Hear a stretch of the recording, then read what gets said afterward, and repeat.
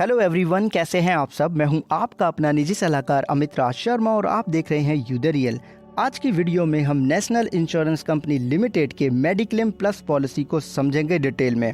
ये प्लान आपको इंडिविजुअल और फैमिली फ्लोटर दोनों ही कैटेगरी में आपको मिल जाता है।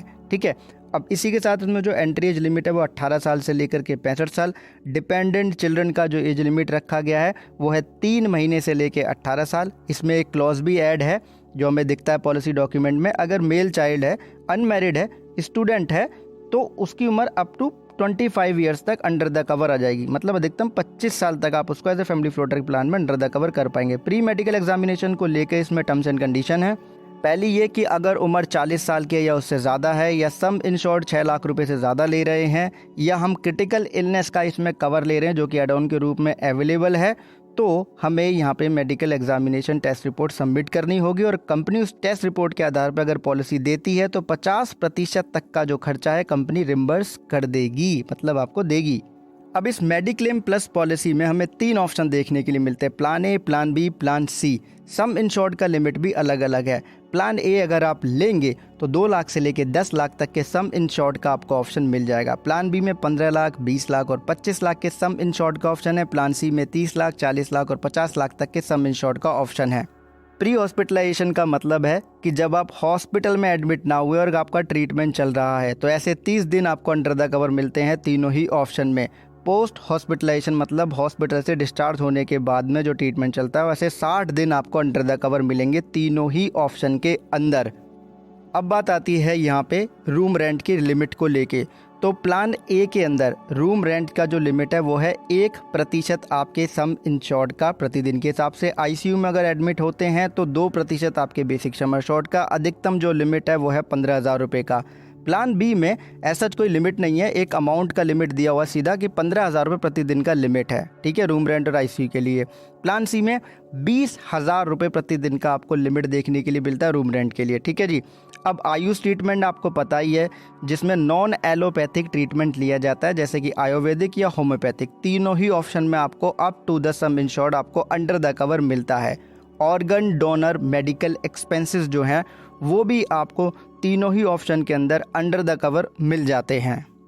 अब बात आती है इस प्लान में हमें कैटरेक्ट सर्जरी। कैटरेक्ट सर्जरी को लेकर लिमिट है। देखिए, अब कैटरेक्ट का ऑपरेशन देखते आपको पता ही है कि पहले एक आँख का होता है फिर दूसरी आँख का होता है, तो पर आई के हिसाब से आपको यहाँ पे लिमिट है। प्लान ए में या तो आपके सम इंश्योर्ड का 15% या 60,000 रुपये, जो भी इसमें से कम होगा वो। प्लान बी में 80,000 रुपये प्रति आई आपको मिल सकते हैं। प्लान सी में 1 लाख रुपये प्रति आई के हिसाब से आपको मिल जाएगा कैटरेक्ट सर्जरी के लिए। और ये प्री स्पेसिफाइड डिजीज़ में आती है तो वेटिंग पीरियड भी होता है। अब बात आती है एम्बुलेंस एक्सपेंसेस की। तो प्लान ए में 2,500 रुपये पर पॉलिसी पीरियड आपको मिल पाएंगे। प्लान बी में 4,000 रुपये का आपको लिमिट देखने के लिए मिलता है एम्बुलेंस एक्सपेंसेस का। ये रोड एम्बुलेंस की बात कर रहे हैं। प्लान सी में 5,000 रुपये का लिमिट है प्रति पॉलिसी पीरियड। अब पॉलिसी टर्म क्या है, 1 साल का ही है क्योंकि अगले साल फिर रिन्यू होगा। एयर एम्बुलेंस जो है आपको प्लान ए का जो ऑप्शन है वहाँ पे आपको नहीं मिलता है। प्लान बी और प्लान सी में सेम ही कवर अमाउंट है, वो है आपके बेसिक सम इंश्योर्ड का 5% प्रति पॉलिसी पीरियड।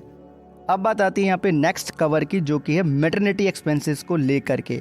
नॉर्मल डिलीवरी के 30,000 रुपये प्लान ए के साथ में, सिजेरियन केस में 50,000 रुपये तक का लिमिट है प्लान ए के साथ में। प्लान बी में नॉर्मल डिलीवरी का 60,000 रुपये और सिजेरियन अगर केसेस है यहाँ पे तो 75,000 रुपये तक का लिमिट है।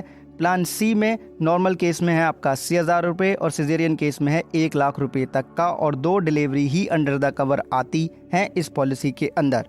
वैसे सभी हेल्थ इंश्योरेंस में आजकल 2 ही डिलीवरी अंडर द कवर देखने के लिए मिलती हैं। हॉस्पिटल कैश बेनिफिट भी अवेलेबल है। अगर आप हॉस्पिटल में एडमिट हैं और 3 दिन से ज़्यादा आपको हो गए हैं तो आप हॉस्पिटल कैश बेनिफिट ले पाएंगे। 500 रुपये प्रतिदिन प्लान ए के साथ में, प्लान बी के साथ में 800 रुपये प्रतिदिन, और प्लान सी में आपको 1,000 रुपये प्रतिदिन के हिसाब से मिल पाएंगे। ठीक है। अब तीनों ही ऑप्शंस के लिए कॉमन टर्म है वो ये कि एक पॉलिसी पीरियड में 5 दिन से ज़्यादा नहीं मिलेंगे। राइट, ये चीज़ आपको देखनी है, ये क्लियरली मेंशन है तो मैंने आपको यहाँ पे क्लियरली बताया है। अब बात आती है यहाँ पे कि मेडिकल इमरजेंसी, मतलब कि कैसी इमरजेंसी, जब आप अपने शहर से बाहर है, मतलब आप अपने शहर से या गांव से बाहर रहते हैं और आपने ये पॉलिसी लिया हुआ है, कोई गंभीर स्वास्थ्य समस्या हो गई है और आप हॉस्पिटल में एडमिट है और 5 दिन से ज़्यादा हो गया है, तो ऐसे में आपके फैमिली मेम्बर आपको देखने आएंगे, कोई भी एक मेंबर अगर आता है, चाहे वो आपके धर्मपत्नी हैं या पति हैं या आपके माता पिता में से कोई भी एक आता है, तो उस केस में जो एयर टिकट है इकोनॉमी क्लास का या फर्स्ट रेलवे क्लास का जो टिकट है जिसका लिमिट दिया हुआ है, प्लान ए में आपको ये कवर नहीं मिलेगा, प्लान बी में और प्लान सी में उसका लिमिट दिया हुआ है कि 20,000 रुपये पर पॉलिसी पीरियड के लिए आपको इसमें दिए गए हैं एक्स्ट्रा। ये कोई आपके सम इंश्योर्ड से डिडक्ट नहीं होगा अमाउंट। अब इसी के साथ में अगर डॉक्टर आपके घर पे विजिट करते हैं, नर्सिंग केयर आपको घर पे ही मिलती है हॉस्पिटल के डिस्चार्ज होने के बाद में, तो प्लान ए में ये बेनिफिट आपको नहीं मिलता है, प्लान बी में मिलता है 750 रुपये प्रतिदिन के हिसाब से, और प्लान सी में आपको 1,000 रुपये प्रतिदिन के हिसाब से आपको मिल जाएगा। अधिकतम इसका लिमिट रखा गया है, दोनों ही ऑप्शन के लिए एक ही लिमिट है, वो है 10 दिन तक मिल पाएगा प्रति पॉलिसी पीरियड।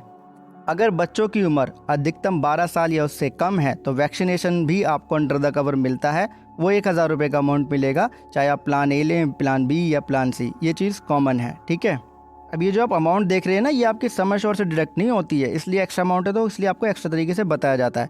मॉडर्न ट्रीटमेंट भी अंडर द कवर है, सभी ऑप्शन के साथ में 25% मिल पाएगा आपके बेसिक सम एश्योर्ड का। मॉडर्न ट्रीटमेंट कुछ मैंने यहाँ पे लिख दी है, जैसे deep brain stimulation, oral chemotherapy, robotic surgery, intra operative neuro monitoring, ठीक है, और एक्सेट्रा और भी हैं। तो ये इस तरीके से मॉडर्न ट्रीटमेंट आपको अंडर द कवर मिलते हैं। अब बहुत से लोग जो होते हैं नॉन प्रोफेशनल होते हैं और उनको जो डेंजरस स्पोर्ट्स होते हैं जैसे बंजी जंपिंग वगैरह, वो इस तरीके से उन्हें आनंद मिलता है ये सब करने में, तो ये अब तक एक्सक्लूजन रहा है सभी पॉलिसी में जितनी मैंने आज तक देखी है, लेकिन इसमें आपको अंडर द कवर मिल रहा है और बेसिक सम एश्योर्ड का 25%, बशर्ते आप प्रोफेशनल ना हो। अब क्रिटिकल इलनेस अगर हो जाता है तो आपको सेकंड ओपिनियन का भी ऑप्शन इसमें अंडर द कवर मिलता है, तीनों ही ऑप्शन के अंदर। कम्युलेटिव बोनस की बात करें तो 5% से लेके 50% तक आपके बेसिक सम एश्योर्ड का आपको मिल जाएगा अगर आपकी पॉलिसी क्लेम फ्री रहती है तो, तीनों ही ऑप्शन में। इसी के साथ हर 2 साल पे आपको इसमें हेल्थ चेकअप का बेनिफिट भी देखने के लिए मिलता है, ठीक है, एट एवरी 2 पॉलिसी ईयर, मतलब 2 साल हो गए उसके बाद में। प्लान ए में 1,000 रुपये, प्लान बी में 2,000 रुपये और प्लान सी में आपको 3,000 रुपये तक का हेल्थ चेकअप के लिए बेनिफिट देखने के लिए मिलता है हर एक इंडिविजुअल्स के लिए। ठीक है, अगर आप इंडिविजुअल के लिए पॉलिसी लेना चाहते हो तो बिल्कुल मुझे तो ठीक लगी।